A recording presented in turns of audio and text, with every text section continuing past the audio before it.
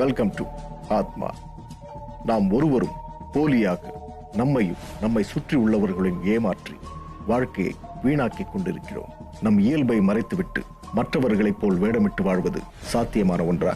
சரித்திரத்தின் பழைய பக்கங்களை ஆராயும் பொழுது ஒழுக்கத்தை பற்றி பல மனிதர்கள் உயர்வாக பேசியிருக்கிறார்கள். ஏன் ஒழுக்கம் நடைமுறையில் சாத்தியமற்ற ஒன்றாக இருக்கிறது?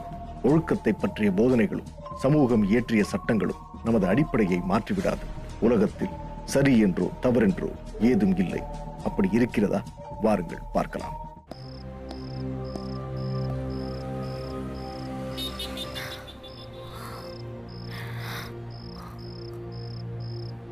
கோவத்துல திட்டிட்டேன், சாரி.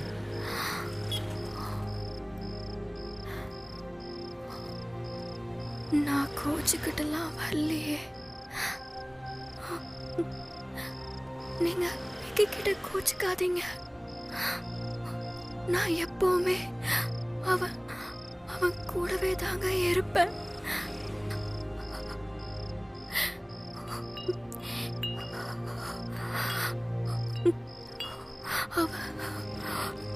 சவுண்ட் புரியல. சவுண்ட் சவுண்ட்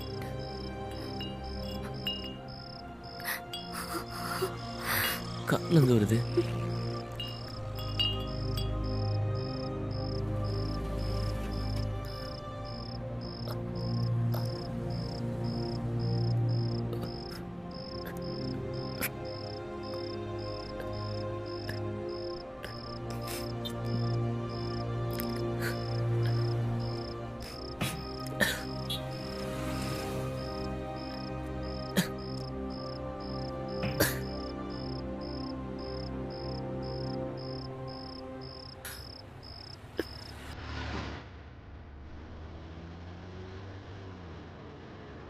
டாடி, இப்போ நம்ம எங்க இருக்கோம்?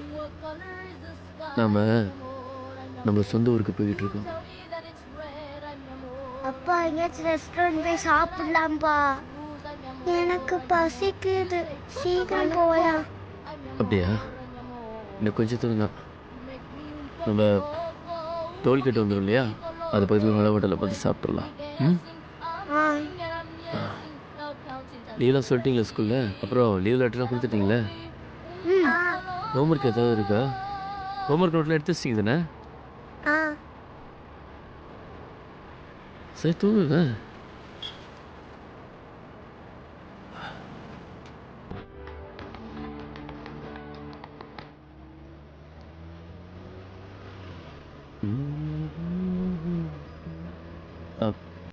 நீ என்ன லவ் பண்ண? நான் உன்னை லவ் பண்ணலையே. அடி பாவி, ஒரு 1 ஹவருக்கு முன்னாடி சொல்லக்கூடாது. தாலி வர கட்டிட்டேனே. பிடிக்கலன்னா சொல்லு, கழட்டி கொடுத்துறேன். கொட்டு பேத்தாத. சரி, உனக்கு தெளிவாக ஒன்று சொல்கிறேன். உனக்கு ஃபிஷ் பிடிக்குமா? பிடிக்கும். ஓகே. உனக்கு ஃபிஷ் பிடிக்குங்கிறனால தான் நீ அதை கட் பண்ணி சாப்பிட்றியா? புரியல. புரியுதா? உனக்கு ஃபிஷ் பிடிக்கல, உனக்கு உன்னை தான் பிடிச்சிருக்கு. அதனால தான் ஃபிஷ்ஷை கட் பண்ணி சாப்பிட்ற. நீ என்கிட்ட எதிர்பார்க்குற லவ்வும் அந்த ஃபிஷ் லவ் மாதிரி தான். உனக்கு உன் மேலே தான் லவ், என்கிட்ட இல்லை. சரி, அப்போ உன் மேலே என்ன இருக்கு?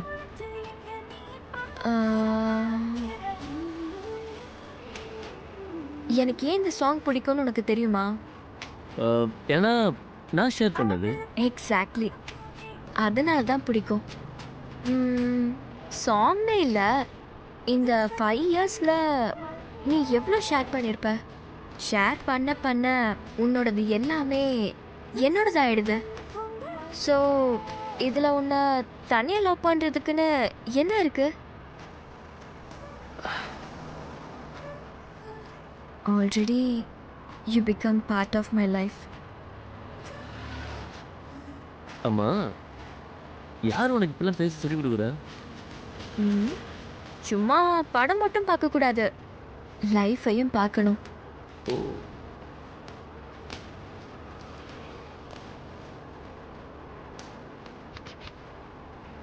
டவுன்லோட் பண்ணிட்டியா? இதை அன்னைக்கே ப்ளே பண்ணனே. சரி, லைஃப்பை பற்றி சொல்லு. என்ன சொல்றது? எத்தனை சொன்னேன் லைஃப்பை பற்றி தெரிஞ்சுக்கணுன்னு? புதுசாக லைஃப்பை ஸ்டார்ட் பண்ண போகிறோம். உனக்கு தெரிஞ்ச சொல்லு. சீரியஸாக கேட்குற மாதிரி தெரியலையே, ஏதோ கலாய்க்கிற மாதிரி தெரியுது. ஐ எம் சீரியஸ், சொல்லு. ஆனால் அதுக்கு கொஞ்சம் ப்ராட் மைண்டட் வேணுமே. என்ன கலாய்க்கிறியா? நீ ஒன்று சொல்ல வேணாம். சரி சரி, கோச்சிக்காத. கோவத்தை பற்றி சொல்கிறேன். உனக்கு தான் பயங்கரமாக கோவம் வரும்ல, உனக்கு யூஸ் ஆகட்டும்.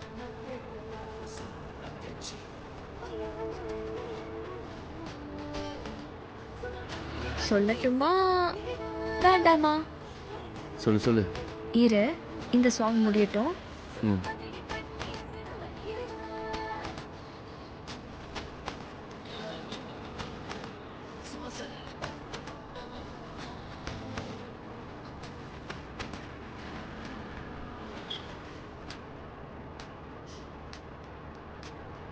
ஏய், முடிஞ்சிச்சு, சொல்லு. இப்போ நீ கோவப்படும் போது இந்த கோவம் யாருக்கு வருதுன்னு யோசிச்சு பாரு. என்ன வளர்ற? எனக்கு தான் வரும். இதுக்கு தான் ப்ராட் மைண்டடாக இருக்கணும்னு சொன்னேன். பரவாயில்ல, வேணாம், நான் இப்படியே இருந்துட்டு போகிறேன். உன்னெல்லாம் திருத்தவே முடியாது.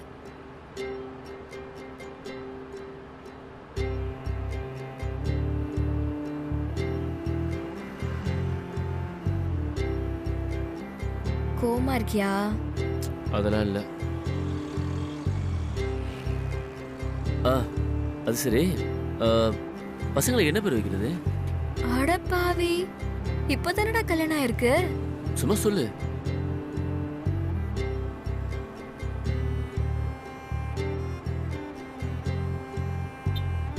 விக்கி. விக்கியா? ஏன்? ஈஸியா இருக்குல்ல கூப்பிடுறதுக்கு, ஷார்ட்டா. டூ மச் இதெல்லாம். சரி, பொண்ணு பிறந்தா என்ன விக்குன்னு கூப்பிடுவியா? காமெடி. ஒர்க் அவுட் ஆகல, அதான் விட்டுரு.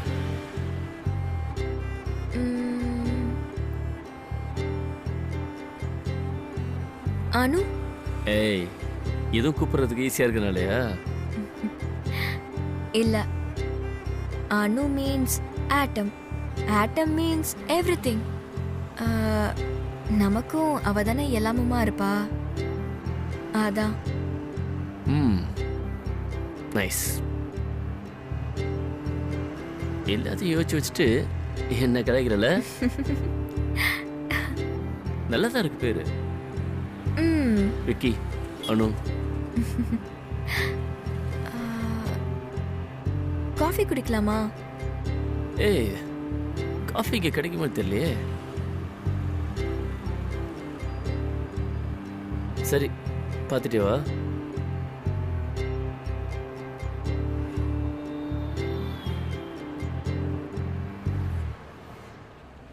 நம் வாழ்க்கையில் அனைத்தும் முன்னரே நிர்ணயிக்கப்பட்டது என்றிருந்தால் நாம் வாழ்க்கையில் வாழும் திறமையை இழக்கின்றோம். திறமையற்றவர்கள் முன்னரே அனைத்தும் நிர்ணயிக்கப்பட்டது என்று கூறுவார்கள். ஏனென்றால் தோல்வியை அவர்கள் ஏற்றுக்கொள்ள மறுப்பார்கள். அவர்களின் தோல்விக்கு திறமையற்ற தன்மையை ஒரு காரணமாக இருந்தால் அந்த திறமையை வளர்த்துக் கொள்ள ஒரு வாய்ப்பாக இது அமையுமா? நாம் ஏதேனும் ஒன்றை புதிதாக கண்டுபிடித்து விட்டால் அதில் மனம் மயங்கி நம்மை தொலைத்து விடுகின்றோம். ஆனால் நாம் பெரிதாக எண்ணும் ஒரு கண்டுபிடிப்பு இந்த உலகத்தில் புதியதல்ல. அது இயற்கையோடு இங்கே இருந்து கொண்டுதான் இருக்கின்றது. நமக்கு எப்போது ஒரு தெளிவான பார்வை கிடைக்கின்றதோ அப்போது இயற்கையோடு அது வியாபித்துக் கொண்டிருக்கிறது என்பதை நம்மால் காண முடியும். வாருங்கள் பார்க்கலாம்.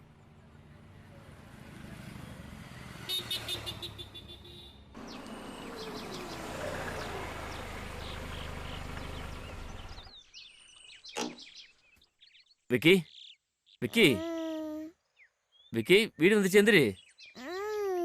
எந்திரிடா. சரி, வீட்டுக்கு வந்துச்சு, அனு கூட வீட்டுக்கு வா.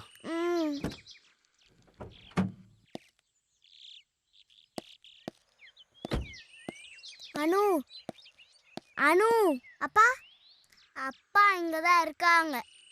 இறங்கு.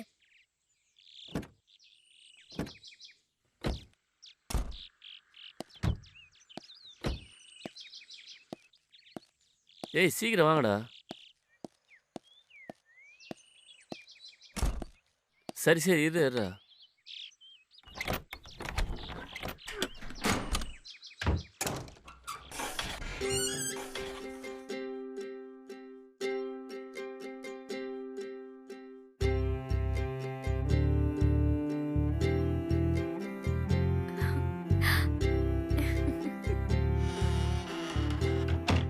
கூடவே தானடா இருந்த. இதெல்லாம் எப்ப பண்ண? எல்லாம் அப்படிதான். சரி நான் ஒன்று சொல்கிறேன். இந்த வீட்டுக்கு முத காலடி எடுத்து வச்சிருக்க. நான் ஒன்று சொல்லவா? No cellphones, no TV, no electricity. இது எதுவுமே யூஸ் பண்ணக்கூடாது. எல்லார மாதிரி நீயும் கல்யாணம் ஆன உடனே கண்டிஷன்ஸ் போடுற பத்தியா? ஏய் சே இது கண்டிஷன்ஸ் இல்லை, சேலஞ்ச். நானும் அப்படிதான் இருப்பேன். Only us. பண்றது பண்ணாததும் உன் இஷ்டம். நீ போன் யூஸ் பண்ணாம இருப்ப பாக்குறேன். ஏய் நான் சென்னையில இருந்த மித்ரன் வேற, இங்க இருக்க மித்ரன் வேற. ஐயோ ஏன்டா இப்படி முத நாளே கொடுமைப்படுத்துற? ப்ளீஸ். Okay, challenge accepted. சரி உன்னை நம்பி வந்திருக்கேன். சோறெல்லாம் போடுவியா இல்ல அதுவும் சேலஞ்ச் தானா? ஏய் சே டைம் தகுந்த சோறெல்லாம் போட்டுருவேன். நீ அதுக்கெல்லாம் கவலைப்படாத. அப்போ ஓகேடா. சரி யாரு போன் டிவி எல்லாம் முதல்ல யூஸ் பண்றாங்கன்னு பார்க்கலாம்.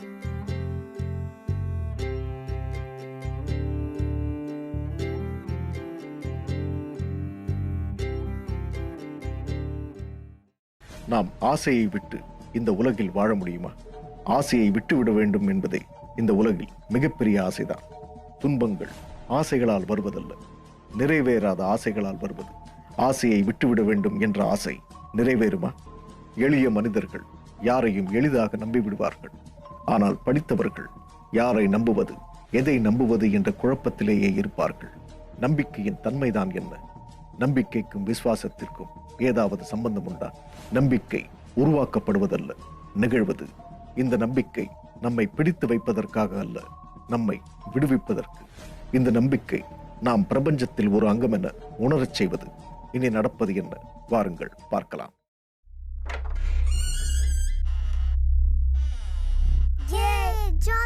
ஏய் பாத்து. நான் தான் win ஆகுவேன். Yay, jolly.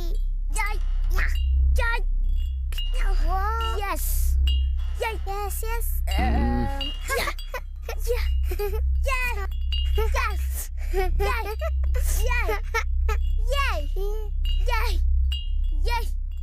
Yes, yes. Daddy.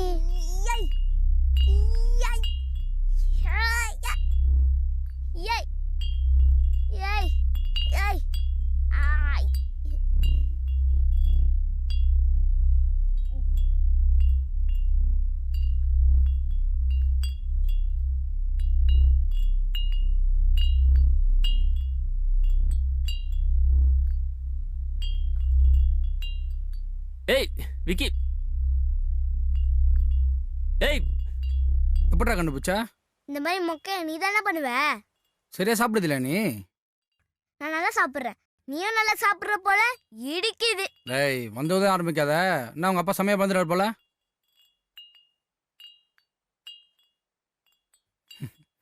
பயந்துட்டியா? ஏய் எனக்கு விடுற அவனை. லூசாட நீ கலட்டுற முதல்ல.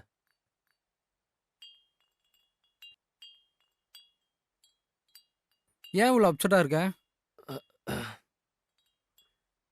சித்தப்பா விளையாட வரீங்களா? நீ போய் அணு கூட விளையாடிட்டு இரு, நான் அப்பாட்ட பேசிட்டு வந்துடுறேன். சரி போயிட்டு வா. வா நம்ம விளையாடலாம். டேய் எதுல விளையாடணும் விவசாய இல்லையா உனக்கு? நிஜமா போயிருந்தே என்ன? என்னாச்சு? எனக்கு ஒண்ணு சாரிடா, டென்ஷன் ஆகாத. சர்ப்ரைஸ் பண்ணதான் பண்ண. ஏன் இவ்வளோ அப்செட்டா இருக்க? ஒண்ணு இல்லைன்னு சொல்றேன்ல. சொல்றா, என்னாச்சு? இது உன்னை கட்டத்தான் சொன்னேன். நல்லா இருக்குன்னு விட்டுருக்கேன்டா. பா மறக்காதுடா, இப்பயே காட்டுறேன்.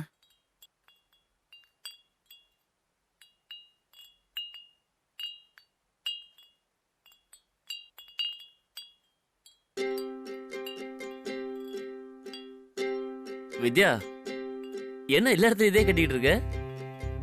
நான் சின்ன வயசுல இருந்தே எதையாவது யோசிச்சுக்கிட்டே இருப்பேன். காத்தடிச்சு இந்த சத்தம் கேட்கும் போதுதான் கான்சியஸே வரும் எனக்கு.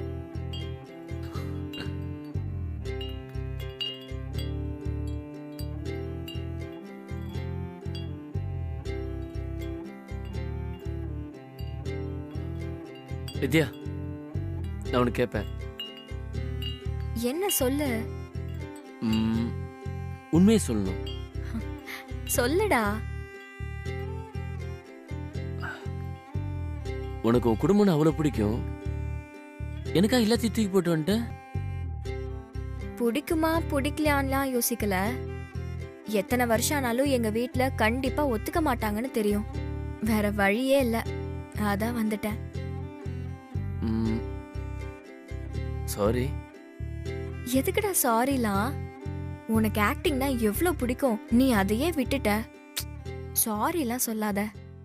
ஏய், உங்க வீட்ல சொல்லிட்டியா இல்லையா? இன்னும் இல்ல.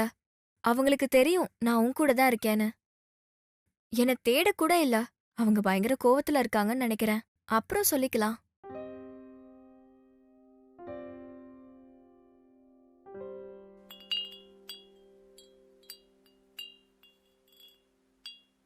ரகு, அது காட்டாத.